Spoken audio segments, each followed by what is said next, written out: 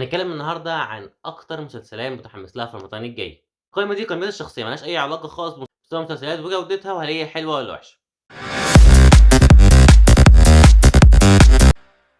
أول مسلسل متحمس له السنة دي هو مسلسل سوق الكانتو، اللي هو بطولة أمير كرارة وفتحي عبد الوهاب ومي عز الدين.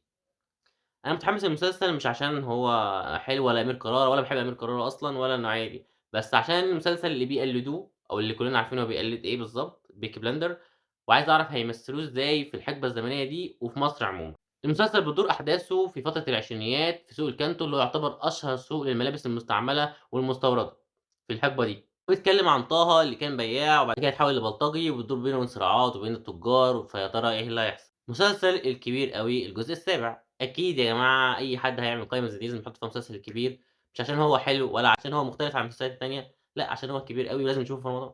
المسلسل اللي بعد كده وهو مسلسل رشيد، بطولة محمد ممدوح وريهام عبد الغفور، اللي بتحكي قصته عن موظف في شركة وحياته مستقرة وتمام، وفي بنت بيحبها وبيحاول يخطبها وكل حاجة مِيَّة مِيَّة، وفجأة بتحصل حادثة بتحول حياته كلها لجحيم وبيتهموه إنه قتل مديره وكمان بيفقد ذاكرته.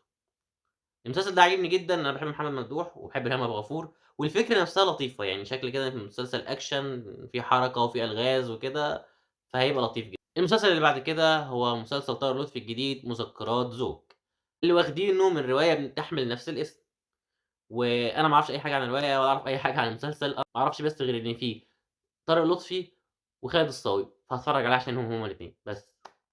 والمسلسل اللي بعد كده هو مسلسل الحشاشين. المسلسل ده أنا منتظره جدًا مش عشان أي حاجة ولا عشان كريم عبد العزيز ولا عشان فتحي أبواب ولا غيره، عشان بس قصة الحشاشين وقصة حسن الصباغ، أول حشاش في التاريخ.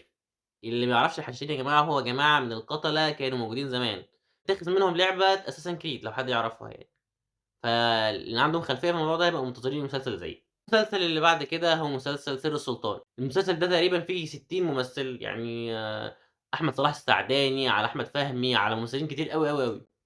مش السعداني، السعداني. مسلسل في حقبتين زمنيين مختلفين، الحقبة المعاصرة والحقبة اللي هي وقت الحملة الفرنسية، فالموضوع كده عاجبني وعاجبني الممثلين الكتار اللي موجودين الحقيقة. المسلسل اللي بعد كده هو مسلسل الشافعي لخالد النبوي، واللي بيحكي قصة الإمام الشافعي أو سيرة الإمام الشافعي. الصراحة أنا خايف منه سيكا وخايف إن هم يخرفوا ويقولوا أي كلام، بس أدينا هنشوف، وأنا باحب خالد النبوي عمومًا وباحب قصة الإمام الشافعي عايز أعرف عنه أكتر، فهنشوف. نيجي بقى للمسلسل الأكثر ترقبًا بالنسبة لي وهو مسلسل الصفارة لأحمد أمين وطه الدسوقي.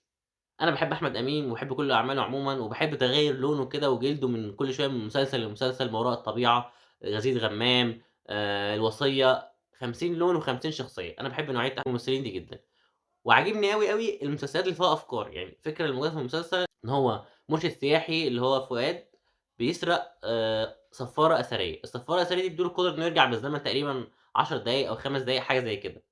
والمسلسل بقى هياخد إطار الكوميدي، ومعانا طبعًا طه الدسوقي، أنا باحب طه الدسوقي جدًا، وباحب الكوميديا بتاعته، كوميديا زي ما بيقولوا كده خالية من الكوليسترول، نفس الكوميديا بتاعة مسلسل بالطو كده بالضبط، فهنشوف.